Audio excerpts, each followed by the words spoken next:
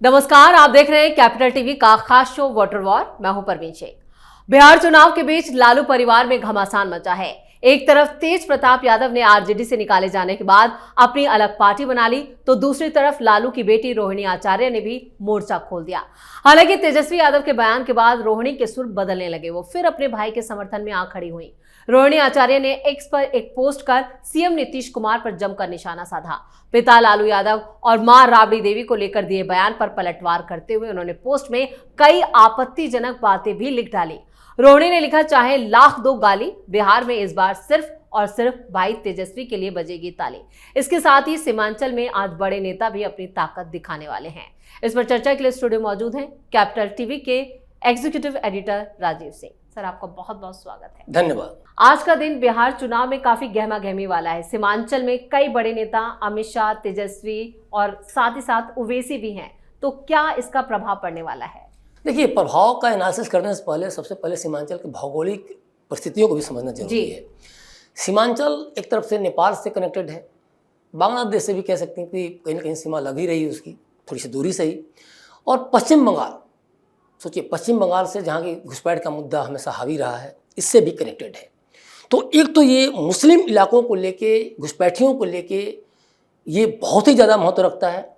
और दूसरी तरफ जो कोसी है, अलकनंदा जैसी जो नदियां हैं, यहाँ हमेशा बाढ़ से लोग जूझते रहते हैं इन नदियों के कारण। तो यहाँ पिछड़ापन, गरीबी, भुखमरी की समस्या भी बहुत ज़्यादा हावी है। अब इसमें जो हमने पहला मुद्दा उठाया कि इसमें किस तरह से बंगाल कनेक्टेड है तो क्या इसका असर है, नेपाल कनेक्टेड है तो क्या असर है, बांग्लादेश का क्या असर है, तो अमित शाह और भाजपा या फिर प्रधानमंत्री नरेंद्र मोदी खास तौर पे ये मुद्दा उठाते रहते हैं घुसपैठियों को लेके।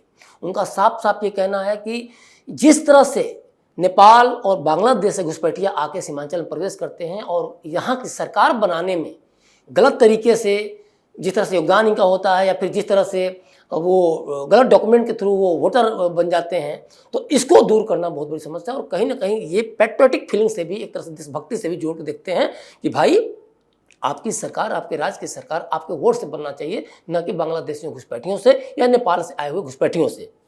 दूसरी बात, बंगाल को भी लेके ममता बनर्जी पर कई सारे आरोप लगे हैं कि वे घुसपैठियों को लेके कहीं ना कहीं तरजीह देती हैं।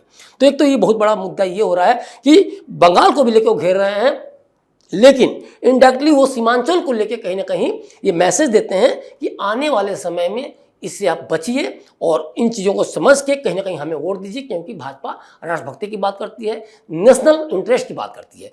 दूसरी चीज़ और भी बात है कि पहले एक समय लगता था कि सीमांचल में सिर्फ और सिर्फ राजद को और कांग्रेस को ही वोट मिलेंगे, क्योंकि ये माना जाता था कि कोर वोटर मुस्लिम इन्हीं दो पार्टियों के हैं, और इनको भी ये लगता था कि मोनोपोली हमारा ही है इन दोनों, खासतौर पे यादव और मुस्लिमों को लेकर। और इसमें भी सीमांचल की बात आती है तो मुस्लिमों को लेकर।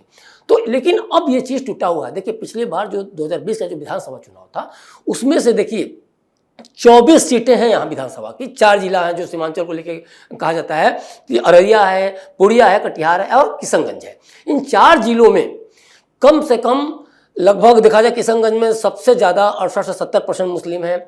उसके अलावा अररिया, पूर्णिया और कटिहार में लगभग 39% से लेकर 45% तक मुस्लिम वोटर हैं।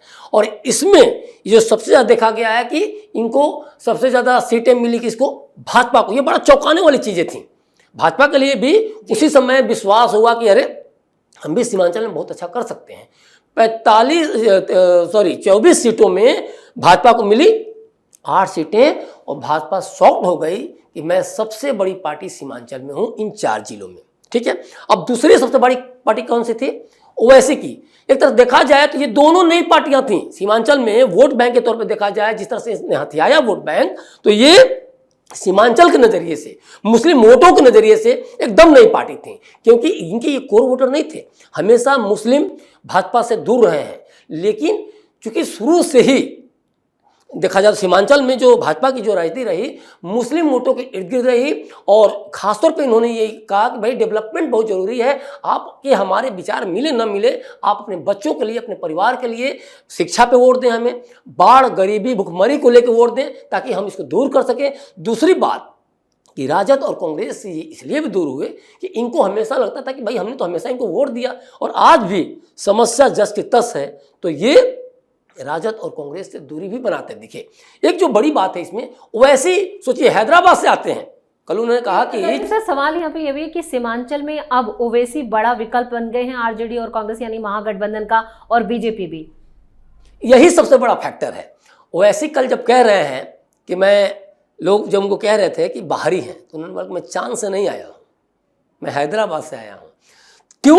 क्योंकि अब जो लोगों को खासतौर पर राजद और कांग्रेस से जो डर लग रहा है, और राजद कांग्रेस का नाम इसलिए ले रहा हूँ कि मुसलमान तो समान तौर पे कोर वोटर तो है नहीं भाजपा के, तो इन्होंने इनको मैसेज दिया कि मैं बाहरी नहीं हूँ, चांद से नहीं आया हूँ, मैं हैदराबाद से आया हूँ। तो आप मुस्लिम भाइयों से आप दूर करके मत देखो। और ये इसलिए भी बड़े थ्रेट बनते जा रहे हैं कि पिछली बार 5 सीटें लेकर 24 सीटों में 5 सीटें लेकर ये सबसे बड़ी पार्टी के तौर पर उभरे थे। कांग्रेस को भी 5 सीटें मिली थी, लेकिन राजद कहाँ चली गई थी? रसातल में। राजद का गुमान टूट गया था कि जो लालू यादव मुस्लिम करते करते थके नहीं, जो तेजस्वी यादव बार बार मुस्लिमों को रिझाने के लिए तरह तरह के वादे करते हैं, थके नहीं वो भी। अब उनको क्या मिला था? 1 सीट, लेफ्ट को भी 1 सीट, तो बाकी सब धराशायी हो गए। तो 8 और 5 13, 13 24 में 13 तो 50% तो यही लेके चले गए, बल्कि 50% से अब भी। तो एक तो ये हो गया। दूसरी बात कि अब क्या है कि जो भाजपा है ध्रुवीकरण की, मुस्लिम ध्रुवीकरण की राजनीति करती है, और इसमें क्या है कि वो कहती है, कम से कम ये भी चाहती है कि आप वोट दो मुझे इसलिए कि आपका डेवलपमेंट हम करेंगे, इस साथ साथ मुस्लिमों के ध्रुवीकरण की बात करके। और वो जो हिंदू वोट है, जैसे कि मान लीजिए पसमानदा की भी बात करती है, तो पसमानदा में पिछड़े हैं, तो हिंदू वोटों को एक तरफ वो करती है, पसमानदा मुस्लिम को भी एक तरफ वो कर रही है, क्योंकि वो पिछड़े जो है पसमानदा के यहाँ पिछड़े हैं। जैसे मान लीजिए दर्जी वगैरह हो गए या कसाई हो गए, इस तरह के जो हैं तो पिछड़े हैं। तो इसके माध्यम से वो भी एक मैसेज दे रही है, जो पीडीए को लेके कांग्रेस और राजद हमलावर हैं कि पिछड़ा दलित अल्पसंख्यकों का वोट हमें मिलना चाहिए, क्योंकि हम ही इनके प्रतिनिधित्व कर रहे हैं और हम ही इनकी राजनीति करते हैं, भाजपा इनके साथ नहीं दे रही है। तो एक ये भी मैसेज दे रहा है कि जब मुस्लिम पिछड़ों की राजनीति भाजपा कर सकती है, उनके डेवलपमेंट के लिए काम कर सकती है। और कई बार मोदी जी को भी कई मंचों से पसमानदा मुस्लिमों को लेके बहुत ही ज़्यादा डेवलपमेंट को लेके घोषणाएं करते हुए या फिर उनको वो कहीं ना कहीं एक ज़्यादा तवज्जो देते हुए देखा गया। तो यह मैसेज तो हो गया कि पसमानदा मुस्लिम भाजपा के वोटर हैं। तो इसके माध्यम से हिंदू वोटरों को भी एक मैसेज दे रही है कि जब मुस्लिमों के पिछड़ों की राजनीति कर सकती है, तो हिंदुओं की राजनीति को क्यों नहीं करेगी। और एक जो सबसे बड़ी बात है कि ध्रुवीकरण का खेल, इसमें क्या हो रहा है कि हिंदू वोट एकजुट हो जा रहे हैं। और इसमें है ईबीसी है, ओबीसी है, या फिर जो अन्य जो वर्गों के लोग हैं, और सवर्ण वगैरह तो खैर हैं ही। तो इसमें पूरा का पूरा लामबंदी हो रही है। और लामबंदी क्या हो रहा है, ये कहीं ना कहीं देख रहे हैं कि मुस्लिमों के खिलाफ हम वोट देंगे, और मुस्लिम तो डेवलपमेंट के नाम पे भाजपा को वोट दे ही रहे हैं। बिल्कुल सही कहा आपने। मतलब यहाँ पर तेजस्वी की मौजूदगी बता रही है कि वो काफी डरे हुए हैं। लेकिन राजीव सर, तेजस्वी डरे तो रोहिणी आचार्य से भी थे। जिस तरह से इन परिवार में, लालू परिवार में रोहिणी ने मोर्चा खोला और इसको लेकर तेजस्वी बैकफुट पर है, तो क्या यादव वोट बैंक बंटने का खतरा था, या रोहिणी आचार्य ने जिस तरह से अब तेजस्वी का समर्थन किया है, तो ये क्या दर्शा रहा है? देखिए, लालू यादव के परिवार में जो ये भूचाल चल रहा है ना, ये मान के चलिए पिछले 10-12 सालों से चल रहा है जी। सबसे पहले संजय यादव का, जिसको लेकर भाई फ्रंट सीट पे बस में बैठने की बात आई थी, तो सबसे पहले इसका विरोध किया था मीसा भारती ने कि भाई राज्यसभा में आप भेज रहे हैं, तो जो सामाजिक जो सोशल जस्टिस के नाम पे जो हमारी पार्टी के अंदर लोग हैं उनको आप भेजिए, इनको क्यों भेज रहे हैं? ना ये बिहार के हैं, ना ही यादवों के हैं की राजनीति करते हैं, ना ही परिवार की राजनीति करते हैं, या फिर परिवार के अंदर है ना पार्टी के अंदर है। तो इनको लेके ये हमलावर हुई, इनको एक तरह से साइडलाइन कर दिया गया। फिर क्या हुआ कि ईडी के समय भी जब इन्होंने वो किया, तो ईडी की राबड़ी देवी जब चक्कर काटने लगी, तो हुआ कि भाई हमें राष्ट्रीय अध्यक्ष बना दिया जाए, उस समय भी कहीं ना कहीं को साइडलाइन किया गया। उसके बाद तेज प्रताप को पार्टी और परिवार दोनों से बाहर कर ही दिया गया है। तेज प्रताप अपनी पार्टी बना लिए, तो कहीं ना कहीं ये भी देखा जाए, कहीं ना कहीं वो यादव जो वो वोट बैंक है खिसकता हुआ तेजस्वी से दिखाई दिया। इसके बाद रोहिणी आचार्य हमलावर ही नहीं हुई, हर दिन हमलावर रही, हर दिन कुछ ना कुछ ट्वीट, बयान, फॉलो ऑन फॉलो, ये सब चलता रहा। अब क्या हुआ है कि तेजस्वी यादव ने जब कल स्टेटमेंट दिया कि बड़ी बहन की तरह है, उन्होंने पाला है, पोसा है, वगैरह वगैरह, तो उसके बाद रोहिणी आचार्य आज लंबे चौड़े ट्वीट कर रही हैं और उसके पास नीतीश को कहीं ना कहीं गालियां देना शुरू की। देखिए जरा, मैं ये पढ़ के एक बार बताना चाह रहा हूं कि नीतीश को उन्होंने कितनी भद्दी भद्दी मतलब बातें कही हैं। जो कि स्टेट के सीएम हैं, नीतीश का बड़ा विकास पुरुष के तौर पे नाम जाना जाता है, सुशासन के तौर पर नाम जाना जाता है। जिस तरह से उन्होंने महिलाओं के लिए काम किया है, जिस तरह से उन्होंने आज भी सेफ्टी सिक्योरिटी को लेकर जो महिलाएं बोल रही हैं कि आज हम लोग सेफ हैं, आधी रात में भी बाहर निकल जाते हैं, उस नीतीश कुमार को, वो जो बहुत बड़े चेहरे हैं बिहार तरह से आज के डेट में देखा जाए तो, उनको कैसे रोहिणी आचार्य गालियां देती हैं। देखिए लिखती है रोहिणी कि दिमागी तौर पर पूरी तरह से विक्षिप्त हो चुके व्यक्ति की जुबान गंदी होनी स्वाभाविक सी बात है।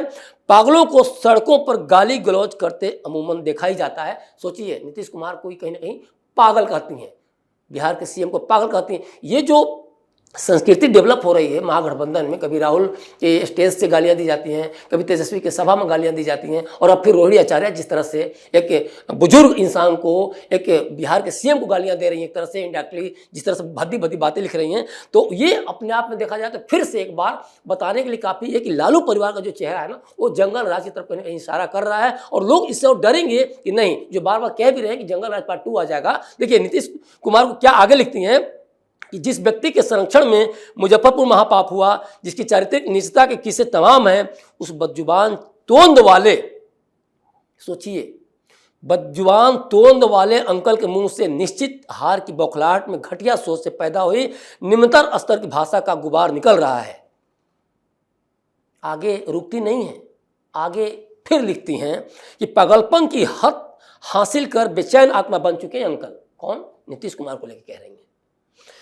बोली जा रही हर गंदी बोली का हिसाब करने को तैयार बैठी है बिहार की जनता, चाहे लाख दे दो गाली।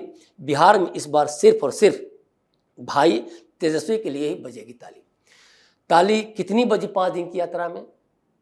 तेजस्वी के लिए बिहार की जनता ने देखा, देश की जनता ने देखा। राहुल जब वोटर अधिकार यात्रा निकाल रहे थे 16 दिन, तो उस दौरान भी कितनी ताली बजी राहुल के लिए और कितनी तेजस्वी के लिए, और क्यों तेजस्वी को राहुल के बाद फिर से यात्रा निकालनी पड़ी।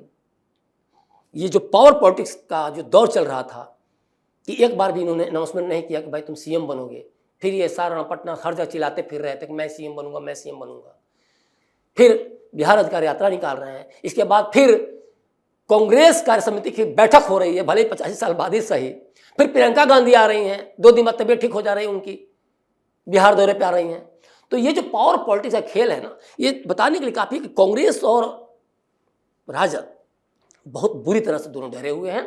और इसी बीच कहीं ना कहीं एक तरह से देखा जाए तो जो जनता के बीच में एक मैसेज गया है कि जो बिहार नहीं संभाल सकता, जो परिवार नहीं संभाल सकता, तो बिहार क्या संभालेगा।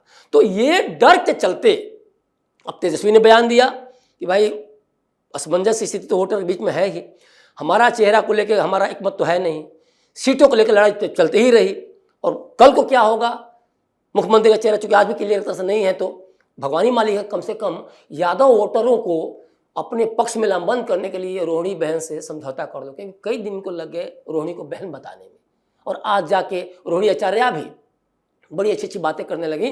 तो ये कहती थी, ट्वीट जब की थी कि हमें सम्मान, कि मैं बस वो हूँ, भूखी हूँ, मुझे कोई पद नहीं चाहिए, तो सारण से अब चुनाव क्यों लड़ी थी राजीव प्रताप रूढ़ी के खिलाफ, और हार भी गई।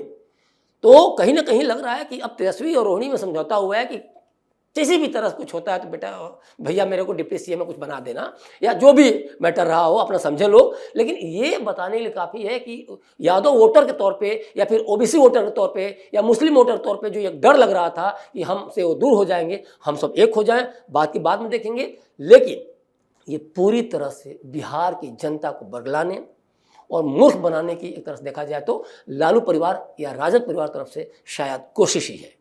चलिए राजीव सर, इस तमाम जानकारी के लिए और सटीक विश्लेषण के लिए आपका बहुत बहुत धन्यवाद। धन्यवाद। तो बिहार विधानसभा चुनाव की तारीखों का ऐलान अब कभी भी हो सकता है। चुनावी बिगुल बजने से पहले ही प्रदेश का राजनीतिक तापमान तेजी से बढ़ने लगा है, खासकर सीमांचल और कोसी का इलाका, जहां विधानसभा की 24 सीटें आती हैं। सभी दलों के लिए ये बेहद अहम माना जाता है, और यही वजह है कि आज इस इलाके में कई बड़े नेताओं की मौजूदगी ने सियासी पारा गरमा दिया है। अमित शाह, ओवैसी, तेजस्वी सभी आज सीमांचल में ही अपनी ताकत दिखाने की कोशिश करेंगे।